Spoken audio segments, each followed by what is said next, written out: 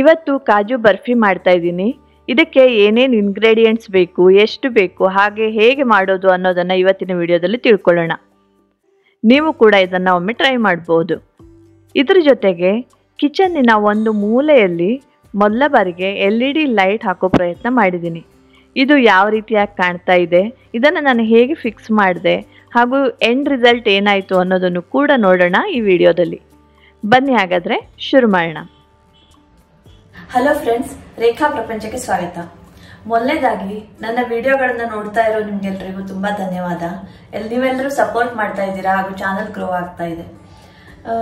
ಒಂದು ರಿಕ್ವೆಸ್ಟ್ ಏನಂದ್ರೆ, ವಿಡಿಯೋ ನೋಡುವಂತಹ 90% ವ್ಯೂವರ್ಸ್ ಸಬ್ಸ್ಕ್ರೈಬ್ ಮಾಡ್ಕೊಂಡಿಲ್ಲ. ದಯವಿಟ್ಟು ಚಾನಲ್ನ ಸಬ್ಸ್ಕ್ರೈಬ್ ಮಾಡ್ಕೊಳ್ಳಿ. ಸಬ್ಸ್ಕ್ರೈಬರ್ ಸಂಖ್ಯೆ ಇದೆ ಅಲ್ಲ, ಅದು ನಮಗೊಂದು ಮೋಟಿವೇಶನ್. ಹೀಗೆ ರಿಕ್ವೆಸ್ಟ್ ಮಾಡ್ತಾ ಇವತ್ತಿನ ವಿಡಿಯೋವನ್ನು ಸ್ಟಾರ್ಟ್ ಮಾಡೋಣ ಬನ್ನಿ.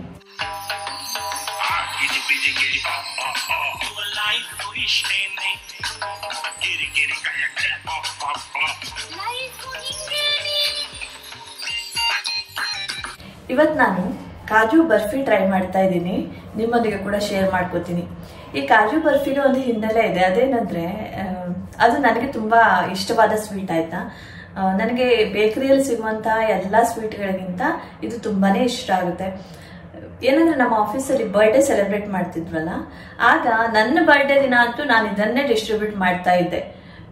ಮನೆಗೆ ತರೋದು ಅಂದ್ರೆ ನಾರ್ಮಲ್ ಡೇಸ್ ಅಲ್ಲಿ ಮನೆಗೆ ತರೋದು ತುಂಬಾ ಕಡಿಮೆ, ಬಟ್ ನನ್ನ ಬರ್ಡೇ ದಿನ ಮಾತ್ರ ಆಫೀಸಲ್ಲಿ ಕಾಜು ಬರ್ಫಿನೇ ಕೊಡ್ತಾ ಇದ್ದೆ. ಸೊ ನೋಡೋಣ, ಇದನ್ನ ಮಾಡೋದಕ್ಕೆ ಅವತ್ತು ಟ್ರೈ ಮಾಡಿರ್ಲಿಲ್ಲ, ಯಾಕೋ ನೋಡೋಣ ಅನಿಸ್ತು. ಇದ್ರ ರೆಸಿಪಿ ಕೂಡ ಸಿಕ್ತು ನನಗೆ. ಇನ್ಸ್ಟಾಗ್ರಾಮ್ ಅಲ್ಲಿ ಸ್ಕ್ರೋಲ್ ಮಾಡ್ತಾ ಇದ್ದೆ, ಸೊ ಇದ್ರ ಸಿಂಪಲ್ ರೆಸಿಪಿ ಸಿಕ್ತು. ಇದನ್ನ ನಾನು ಕೂಡ ಮಾಡ್ಬೋದು ಅಂತ ಅನ್ಕೊಂಡೆ. ಸೊ ಇವತ್ತು ಟ್ರೈ ಮಾಡ್ತೀನಿ. ನಡೀರಿ ಶುರು ಮಾಡೋಣ. ಇಂಗ್ರೀಡಿಯೆಂಟ್ಸ್ ಯಾವ್ಯಾವುದು ಅಂತ ನೋಡೋಣ. ಒಂದು ಅರ್ಧ ಕಪ್ಪಷ್ಟು ಗೋಡಂಬಿ ತೊಗೊಂಡಿದ್ದೀನಿ, ಅರ್ಧ ಕಪ್ಪು ಸಕ್ಕರೆ ತೊಗೊಂಡಿದ್ದೀನಿ, ಮತ್ತು ಅರ್ಧ ಕಪ್ಪು ಹಾಲಿನ ಪೌಡ್ರನ್ನು ತೊಗೊಂಡಿದ್ದೀನಿ. ಎಲ್ಲವೂ ಕೂಡ ಅರ್ಧ ಅರ್ಧ ಕಪ್ ಇಲ್ಲಿ. ಮತ್ತು ಅರ್ಧ ಕಪ್ಪು ನಾವು ಪುಟಾಣಿ ಅಂತ ಹೇಳ್ತೀವಿ, ನೀವು ಹುರಿಗಡಲೆ ಅಂತ ಹೇಳ್ತೀರಾ, ಇದಕ್ಕೆ ಏನು ಅಂತ ನೋಡಿ. ಅಂದರೆ ಕಡಲೆ ಬೇಳೆ ಇರುತ್ತಲ್ಲ, ಅದು ಹುರಿದಿದ್ದು ಅದು. ಮತ್ತು ತುಪ್ಪ ತೊಗೊಂಡಿದ್ದೀನಿ, ಹಾಲು ತೊಗೊಂಡಿದ್ದೀನಿ. ಹಾಲನ್ನು ಸ್ಪೂನ್ ಬೈ ಸ್ಪೂನ್ ಎಷ್ಟು ಬೇಕೋ ಅಷ್ಟು ಮಾತ್ರನೇ ಯೂಸ್ ಮಾಡೋದು. ತುಪ್ಪ 1-2-3 ಸ್ಪೂನ್ ಬೇಕಾಗುತ್ತೆ. ಅದ್ರ ಜೊತೆಗೆ 2 ಏಲಕ್ಕಿಯನ್ನು ತೊಗೊಂಡಿದ್ದೀನಿ. ಇದನ್ನು ಸ್ಕಿಪ್ ಕೂಡ ಮಾಡ್ಬೋದು. ಏಲಕ್ಕಿಯ ಏನು ಪರಿಮಳ ಇಷ್ಟ ಆದರೆ ಮತ್ತೆರಡು ಜಾಸ್ತಿ ಕೂಡ ತೊಗೋಬೋದು. ಈಗ ಏಲಕ್ಕಿ, ಗೋಡಂಬಿ, ಸಕ್ಕರೆ ಹಾಗೂ ಈ ಪುಟಾಣಿ ಇವಿಷ್ಟನ್ನು ಕೂಡ ನಾನು ಒಂದು ಜಾರಿಗೆ ಹಾಕ್ಕೋತೀನಿ. ಜಾರಿಗೆ ಹಾಕ್ಕೊಂಡ್ಬಿಟ್ಟು ಇದನ್ನು ಸಾಧ್ಯವಾದಷ್ಟು ನುಣ್ಣಗೆ ಪೌಡರ್ ಮಾಡ್ಕೋಬೇಕು. ಎಷ್ಟು ನೈಸ್ ಆಗುತ್ತೋ ಅಷ್ಟು ಒಳ್ಳೆಯದು. ಈಗ ಇದನ್ನು ನಾನು ಪೌಡ್ರ್ ಮಾಡ್ಕೊಂಡಿದ್ದೀನಿ. ಬಟ್ ಎಷ್ಟು ಪೌಡ್ರ್ ಮಾಡಿದರೂ ಕೂಡ ಇದು ತುಂಬ ನುಣ್ಣಗಾಗೋದಿಲ್ಲ. ಅದಕ್ಕೇ ನಮಗೆ ತುಂಬಾ ಏನು ಫುಲ್ ಫೈನ್ಲಿ ಏನು ಗ್ರೈಂಡೆಡ್ ಬೇಕು ಇದರ ಪೌಡರು. ಸೊ ಇದನ್ನು ನಾವು ಜರಡಿ ಹಿಡ್ಕೊಳ್ಳೇಬೇಕಾಗತ್ತೆ. ಈಗ ನಾನು ಸ್ವಲ್ಪನೇ ಹಾಕ್ಕೊಂಡು ಜರಡಿ ಹಿಡ್ಕೊತೀನಿ.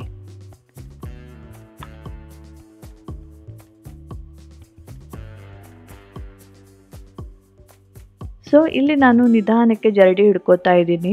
ಇದು ನಾನು ಸುಮಾರು ಟ್ರೈ ಮಾಡಿದರೂ ಕೂಡ ತುಂಬಾ ಫೈನ್ಲಿ ಪೌಡ್ರ್ ಆಗಿರಲಿಲ್ಲ. ಆದ್ದರಿಂದ ನಾನೇನು ಮಾಡಿದೆ ಅಂತಂದರೆ, ಇದನ್ನು ಮತ್ತೊಮ್ಮೆ ಏನು ಜಾರ್ಗೆ ಹಾಕ್ಕೊಂಡ್ಬಿಟ್ಟು ಇನ್ನೊಮ್ಮೆ ಫುಲ್ 1-2-3 ನಿಮಿಷ ಮತ್ತೆ ನಾನು ಪೌಡ್ರ್ ಮಾಡಿಕೊಂಡೆ. ಆಮೇಲೆ ಒಂದು ಲೆವೆಲ್ಗೆ ಇದು ಚೆನ್ನಾಗಿ ಪೌಡ್ರ್ ಆಯಿತು. ಸೊ ಇದು ಮೇನ್ ಇಂಪಾರ್ಟೆಂಟು, ಚೆನ್ನಾಗಿ ಪೌಡ್ರ್ ಮಾಡ್ಕೋಬೇಕು. ತರಿಯಾಗಿ ಅಲ್ಲ, ಕಡಲೆ ಹಿಟ್ಟಿರುತ್ತಲ್ಲ ಕೆಲವು, ಆ ಥರನೂ ಅಲ್ಲ, ತುಂಬಾ ಚೆನ್ನಾಗಿ ಪೌಡ್ರ್ ಮಾಡ್ಕೋಬೇಕು. ಹಾಗೂ ಕರೆಕ್ಟಾಗಿ ಜರಡಿ ಹಿಡ್ಕೋಬೇಕು.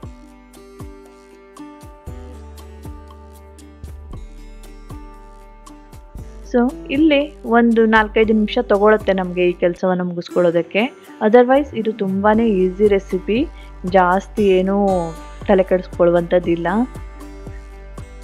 ಈಗ ಮಿಲ್ಕ್ ಪೌಡ್ರನ್ನು ಹಾಕಿದ್ದೀನಿ.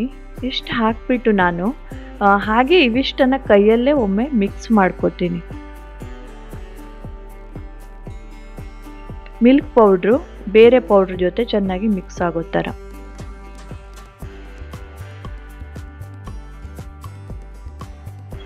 ಒಮ್ಮೆ ಇದನ್ನು ಚೆನ್ನಾಗಿ ಮಿಕ್ಸ್ ಮಾಡ್ಕೊಂಡ ನಂತರ ಇದಕ್ಕೆ ನಾವು ತುಪ್ಪ ಸೇರಿಸ್ಕೊಳ್ಳೋಣ. ಈ ರೆಸಿಪಿಯಲ್ಲಿ ಕಾಯಿಸೋದು, ಕುದಿಸೋದು, ಪಾಕ ಹಿಡಿಯೋದು ಆ ಥರದ್ದು ಏನೂ ಇಲ್ಲ. ತುಂಬ ಸುಲಭವಾದ ರೆಸಿಪಿ. ಮೆಜರ್ಮೆಂಟ್ಸ್ ಮಾತ್ರ ಕರೆಕ್ಟಾಗಿ ತಗೋಬೇಕು. ಈಗ ನಾನು ಇದಕ್ಕೆ 3 ಚಮಚ ತುಪ್ಪವನ್ನು ಹಾಕಿದ್ದೀನಿ. ಈಗ ನಾನು ಮತ್ತೆ ತುಪ್ಪ ಎಲ್ಲ ಪೌಡ್ರಿಗೆ ಮಿಕ್ಸ್ ಆಗೋ ಥರ ಚೆನ್ನಾಗಿ ಮಿಕ್ಸ್ ಮಾಡ್ಕೊತಾ ಇದ್ದೀನಿ. ಈಗ ಸ್ವಲ್ಪನೇ ಹಾಲನ್ನು ಸ್ಪೂನಲ್ಲಿ ಹಾಕ್ಕೊಂಡ್ಬಿಟ್ಟು ನಾನು ಮಿಕ್ಸ್ ಮಾಡ್ತೀನಿ. ಈಗ ನಮಗೆ ಬ್ಯಾಕ್ಗ್ರೌಂಡ್ ನಾಯ್ಸ್ ತುಂಬಾ ಇದೆ. ರಾತ್ರಿ 9:30 ವಾಯ್ಸ್ ಓವರ್ ಕೊಡ್ತಾ ಇದ್ದೀನಿ. ಸ್ಟಿಲ್ ಈ ಥರ ನಾಯ್ಸ್ ಇರುತ್ತೆ. ಓಕೆ, ಈಗ ನಿಧಾನಕ್ಕೆ ನಾನು ಹಾಲು ಹಾಕ್ಕೊಂಡು ಇದನ್ನು ಮಿಕ್ಸ್ ಮಾಡ್ತಾ ಇದ್ದೀನಲ್ವ, ಕಲಿಸ್ತಾ ಇದ್ದೀನಿ.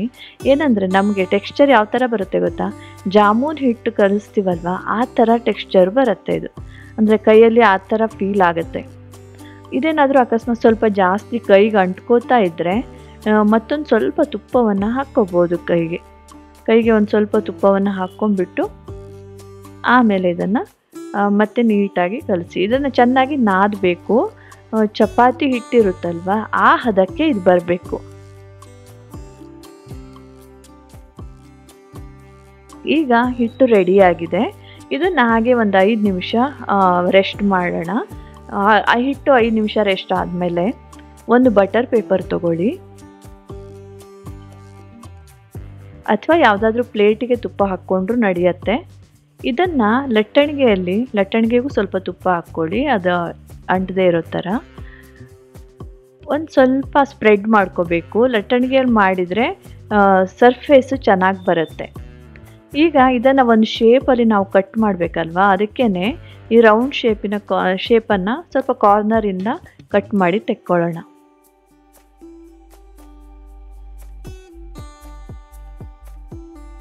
ಸೊ ಈ ಹೊತ್ತಿಗೆ ನನಗೇನು ಅನ್ನಿಸ್ತು ಅಂದರೆ, ನಾನು ಇದನ್ನು ಕಟ್ ಮಾಡುವಾಗ ಅದು ಚಾಕುಗೆ ಅಂಟ್ಕೋತಾ ಇತ್ತು. ಹಾಗೆ ಆಗಬಾರ್ದು. ಸೊ ಎಲ್ಲೋ ಒಂದು ಸ್ವಲ್ಪ ಮಿಸ್ಟೇಕ್ ಆಗಿದೆ. ಮತ್ತೊಮ್ಮೆ ಟ್ರೈ ಮಾಡಿದಾಗ ನೋಡಬೇಕು. ನೋಡಿ, ಕಟ್ ನೀಟಾಗಿ ಬರ್ತಾಯಿಲ್ಲ, ಒಂದು ಸ್ವಲ್ಪ ಅದು ಡ್ರ್ಯಾಗ್ ಆಗ್ತಾ ಇದೆ. ಬಟ್ ನೋಡೋದಕ್ಕೆ ಅದರ ಪರಿಮಳ ಎಲ್ಲ ಚೆನ್ನಾಗಿ ಬಂದಿದೆ.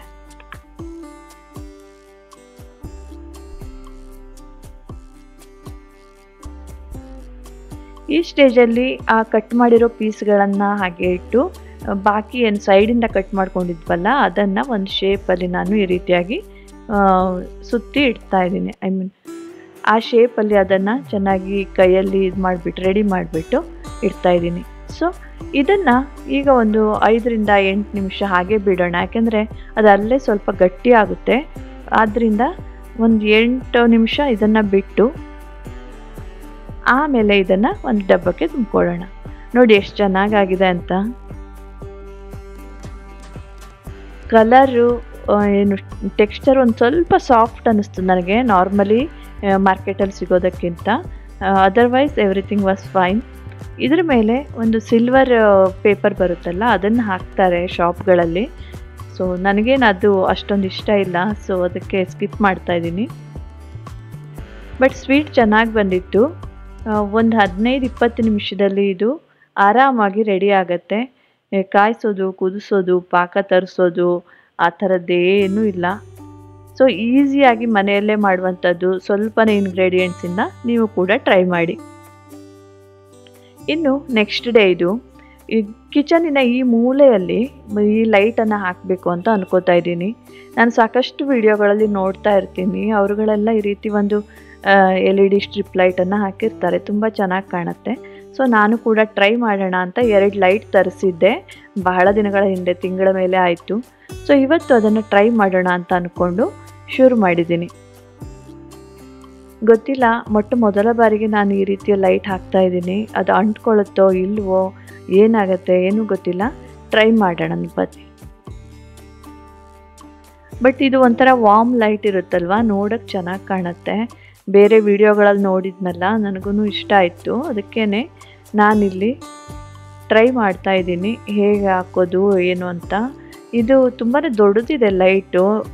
ಸೊ ನಾನು 2 ಲೈಟ್ ಇದೆ ಅಲ್ವಾ, ಸೊ 2 ಸೈಡು ಒಂದೊಂದು ಹಾಕೋಣ ಅಂತ ಅಂದ್ಕೊಂಡಿದ್ದೆ.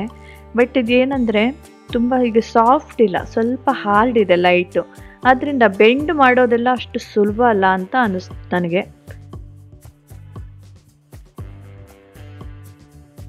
ಇಲ್ಲಿ ನಾನು ತುಂಬ ಮುತುವರ್ಜಿಯಿಂದ 2 ವೇ ಸೆಲ್ಲೋ ಟೇಪ್ ಬರುತ್ತಲ್ಲ ಅದನ್ನು ತಗೊಂಡಿದ್ದೀನಿ. ಅದು ತುಂಬ ತೆಳ್ಳಗಿರುತ್ತಲ್ವ, ಸೊ ಅದನ್ನು ಅಂಟಿಸ್ಬಿಟ್ಟು ಈ ಲೈಟನ್ನು ಅದಕ್ಕೆ ಅಂಟಿಸ್ಬೇಕು ಅಂತ ಟ್ರೈ ಮಾಡ್ತಾ ಇದ್ದೀನಿ.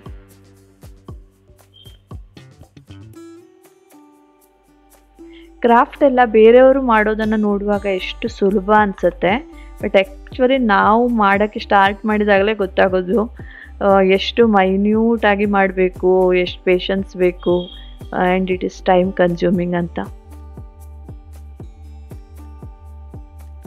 ಇಲ್ಲಿ ನನಗೆ ಅದೇ ಪ್ರಾಬ್ಲಮ್ ಆಗ್ತಾ ಇತ್ತು. ಅದು ಲೈಟಿನ ಸ್ಟ್ರಿಪ್ ಏನಿದೆ ಅದು ಸ್ವಲ್ಪ ಹಾರ್ಡ್ ಇದೆ ಅಂದರೆ ಥಿಕ್ಕಾಗಿದೆ. ಅದು ಒಳ್ಳೆಯದೇ ಸೇಫ್ಟಿಗೆ, ಬಟ್ ಇಲ್ಲಿ ಅಂಟಿಸೋದು ಅಷ್ಟು ಸುಲಭ ಆಗಿರಲಿಲ್ಲ. ಸೊ ತುಂಬಾ ದೊಡ್ಡದಿದೆ ಅಲ್ವಾ, ನಾನೇನು ಅಂದ್ಕೊಂಡೆ ಇದೇ 2 ಕಡೆ ಬರುತ್ತೆ, ಸೊ ಸ್ಟ್ರೇಟಾಗಿ ಅಂಟಿಸ್ಬಿಡೋಣ ಅಂತ ಅಂದ್ಕೊಂಡೆ. ಯಾಕೆಂದರೆ ಅದನ್ನು ಬೆಂಡ್ ಮಾಡೋದು ಕೂಡ ಸ್ವಲ್ಪ ತೊಂದರೆ ಅನ್ನಿಸ್ತಾ ಇತ್ತು. ಸೊ ಇದನ್ನು ಫುಲ್ ರೈಟ್ ಎಂಡ್ವರೆಗೂ ಅಂಟಿಸ್ಬಿಡೋಣ ಅಂತ ಅಂದ್ಕೊಂಡೆ ನಾನು. ಸೊ ಇಷ್ಟು ಮಾಡಿದ ಮೇಲೆ ಯಾವುದಕ್ಕೂ ಇರಲಿ ಒಮ್ಮೆ ನೋಡೋಣ ಅಂತ ಹೇಳಿಬಿಟ್ಟು ಆನ್ ಆಗುತ್ತಾ ಇಲ್ವಾ, ಏನು ಲೈಟ್ ಬರುತ್ತಾ ಅಂತ ಚೆಕ್ ಮಾಡ್ಕೋಬೇಕಿತ್ತು. ಅಲ್ಲದೆ ರೈಟ್ ಸೈಡು ಫುಲ್ ಎಲ್ಲ ಐಟಮನ್ನು ತೆಗೆದು ಜಾಗ ಮಾಡ್ಕೋಬೇಕಿತ್ತು. ನೋಡಿ, ಚೆಕ್ ಮಾಡಿಕೊಂಡೆ ಒಮ್ಮೆ ಸರಿ ಇದೆಯಾ, ಲೈಟ್ ಬರ್ತಾ ಇದೆಯಾ ಅಂತ. So everything was okay. So ಈಗ ಬಲಗಡೆ ಕೂಡ ಆ ಸ್ಟ್ಯಾಂಡ್ ಮೇಲೆ ಇರೋ ಮಸಾಲೆ, ಉಪ್ಪು ಎಲ್ಲ ತೆಗೆದು ಕೆಳಗಡೆ ಇಟ್ಕೊಂಡು ರೈಟ್ ಸೈಡ್ ಕೂಡ ಅಂಟಿಸ್ತಾ ಇದ್ದೀನಿ. So it was not easy friends. ನಿಜ ಹೇಳಬೇಕಂದ್ರೆ ಸ್ವಲ್ಪ ಪೇಷನ್ಸ್ ಕಡಿಮೆ ಇದ್ದರೆ ಈ ಕೆಲಸ ಎಲ್ಲ ಮಾಡೋಕ್ಕಾಗಲ್ಲ.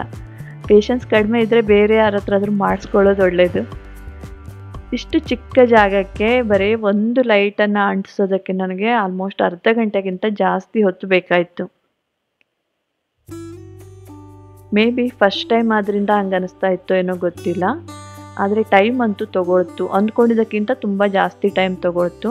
ಅಲ್ಲದೆ ಸ್ವಲ್ಪ ಅಂಟಿಸಿದ ಮೇಲೆ ಮತ್ತೆ ಮುಂದೆ ನಾನು ಟೇಪ್ ಸರಿ ಮಾಡ್ಕೊಳ್ಳೋ ಅಷ್ಟರಲ್ಲಿ ಅದು ಬಿದ್ದೋಗ್ತಾ ಇತ್ತು. ಸೊ ಕೊನೆಯಲ್ಲಿ ಮತ್ತೊಂದು ಸ್ವಲ್ಪ ಜಾಸ್ತಿ ಉಳಿತು, ಅದನ್ನು ಕೂಡ ಅಲ್ಲೇ ಫೋಲ್ಡ್ ಮಾಡಿ ಮೇಲ್ಗಡೆ ಹಾಗೆ ಬಿಟ್ಟೆ. ಆ್ಯಕ್ಚುಲಿ ಅದನ್ನು ಹೇಗೆ ಎಂಡ್ ಮಾಡಬೇಕು ಅಂತ ಗೊತ್ತಿರಲಿಲ್ಲ ನನಗೆ. ಸೊ ನಾನು ಎನಿವೇ ಅಷ್ಟಾದರೂ ಆಯಿತು ಅಂದ್ಕೊಂಡು ಅಲ್ಲೇ ಅಂಟಿಸಿದೆ.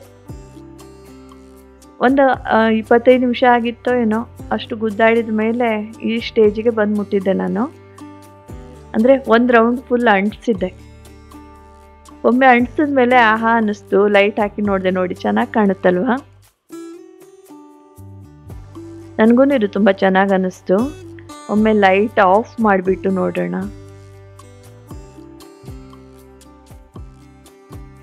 ಇದು ಲೈಟ್ ಇರುವಾಗಲೇ ನೋಡಿ, ಕಷ್ಟಪಟ್ಟಿದ್ದಕ್ಕೂ ಸಾರ್ಥಕ ಆಯಿತು ಅನ್ನಿಸ್ತು. ಚೆನ್ನಾಗಿ ಅನ್ನಿಸ್ತಾ ಇದೆ. ವಾರ್ಮ್ ಲೈಟ್ ಯಾವಾಗ್ಲೂ ಚೆನ್ನಾಗಿ ಕಾಣುತ್ತೆ. ದೀಪಾವಳಿಯಲ್ಲಿ ಕೂಡ ನಾನು ಯಾವತ್ತೂ ಈ ರೀತಿ ಲೈಟ್ಗಳನ್ನು ಯೂಸ್ ಮಾಡಿರಲಿಲ್ಲ, ಫಸ್ಟ್ ಟೈಮ್ ಯೂಸ್ ಮಾಡಿದ್ದಲ್ವಾ. ಸೊ ತುಂಬಾ ಚೆನ್ನಾಗಿ ಅನ್ನಿಸ್ತಾ ಇತ್ತು. ಈಗ ಲೈಟ್ ಆಫ್ ಮಾಡಿದ್ದೀನಿ. ಲೈಟ್ ಆಫ್ ಮಾಡಿದ್ರೆ ಕ್ಯಾಮರಾ ಚೆನ್ನಾಗಿ ಇದು ಮಾಡ್ತಾ ಇಲ್ಲ, ಬಟ್ ಬರಿಗಣ್ಣಿಗೆ ಇದು ತುಂಬಾ ಚೆನ್ನಾಗಿ ಕಾಣ್ತಾ ಇತ್ತು. ನಿಜಕ್ಕೂ ದೀಪಾವಳಿಯಲ್ಲೆಲ್ಲ ಈ ಲೈಟನ್ನು ಯೂಸ್ ಮಾಡಿದಾಗ ತುಂಬ ಚೆಂದ ಕಾಣುತ್ತಲ್ಲ. ಹಾಗೆ ಈ ನನ್ನ ಪುಟ್ಟ ಕಿಚನ್ ಕೂಡ ತುಂಬಾ ಚೆನ್ನಾಗಿ ಕಾಣ್ತಾ ಇತ್ತು. ನನಗೂ ತುಂಬಾ ಖುಷಿ ಆಯಿತು. ಎಲ್ಲ ಮುಗಿಸ್ಕೊಂಡು ನಾನು ಖುಷಿಯಿಂದ ಹೊರಗೋದೆ. ಮತ್ತೆ ಒಂದು 15 ನಿಮಿಷದ ನಂತರ ಬಂದು ನೋಡಿದರೆ ಇದು ಈ ರೀತಿ ಆಗಿದೆ. ಆ 2 ವೇ ಸೆಲ್ಲೋ ಟೇಪ್ ಇದೆ ಅಲ್ವಾ, ಅದು ಹೋಲ್ಡ್ ಮಾಡೋಕ್ಕೆ ಅದು ಕೆಪಾಸಿಟಿ ಇಲ್ಲ. ಸೊ ಇದೆಲ್ಲ ಬಿದ್ದುಬಿಟ್ಟಿದೆ ಲೈಟ್. ಏನೋ ಮಾಡೋಕ್ಕಾಗಿ ಏನೋ ಆಗುತ್ತೆ. ಮತ್ತೆ ಈಗ ಇದನ್ನು ತೆಗಿಬೇಕು. ಇನ್ನು ಇವತ್ತೇ ಮತ್ತೆ ಇದನ್ನು ಸರಿ ಮಾಡೋಷ್ಟು ಪೇಷನ್ಸ್ ನನಗೂ ಇಲ್ಲ. ಇನ್ನು ಮತ್ತೆ ನಾಳೆನೇ ಆಯಿತು. ನೋಡಿ, ಎಕ್ಸ್ಪೆಕ್ಟೇಷನ್ ವರ್ಸಸ್ ರಿಯಾಲಿಟಿ ಅಂದರೆ ಇದೇನೆ. ಬೇಜಾರು ಮಾಡ್ಕೊಳ್ಳೋದ್ರಲ್ಲಿ ಅರ್ಥ ಇಲ್ಲ. ಮತ್ತೊಮ್ಮೆ ಟ್ರೈ ಮಾಡಬೇಕು. ಇನ್ನೂ ಒಂದು ಸ್ವಲ್ಪ ಜಾಸ್ತಿ ಪವರ್ಫುಲ್ ಆಗಿರೋ ಗ್ಲೂ ಅಥವಾ ಟೇಪನ್ನು ಅಂಟಿಸಿ ಮತ್ತೊಮ್ಮೆ ಟ್ರೈ ಮಾಡ್ತೀನಿ. ಯಾಕೆಂದರೆ ಎನಿವೆ ಇದು ಚಂದ ಅಂತೂ ಕಾಣ್ತಾ ಇದೆ, ಅದಂತೂ ಪ್ರೂವ್ ಆಯಿತು. ಸೊ ಫ್ರೆಂಡ್, ಇವತ್ತಿನ ವಿಡಿಯೋವನ್ನು ಇಲ್ಲಿಗೆ ಮುಗಿಸ್ತಾ ಇದ್ದೀನಿ. ನಿಮಗೆ ಹೇಗೆ ಅನ್ನಿಸ್ತು ಅನ್ನೋದನ್ನು ಖಂಡಿತ ಕಮೆಂಟ್ ಬಾಕ್ಸಲ್ಲಿ ತಿಳಿಸಿ. ಇಷ್ಟ ಆದರೆ ವಿಡಿಯೋವನ್ನು ಲೈಕ್ ಮಾಡಿ, ಶೇರ್ ಮಾಡಿ. ಇನ್ನೂ ಸಬ್ಸ್ಕ್ರೈಬ್ ಮಾಡ್ಕೊಂಡಿಲ್ಲ ಅಂದರೆ ದಯವಿಟ್ಟು ಸಬ್ಸ್ಕ್ರೈಬ್ ಮಾಡಿಕೊಂಡು ನೋಡಿ, ಆಯಿತಾ? ಮತ್ತೆ ಸಿಗ್ತೀನಿ ಹೊಸ ವಿಡಿಯೋದೊಂದಿಗೆ. Until then take care, bye by.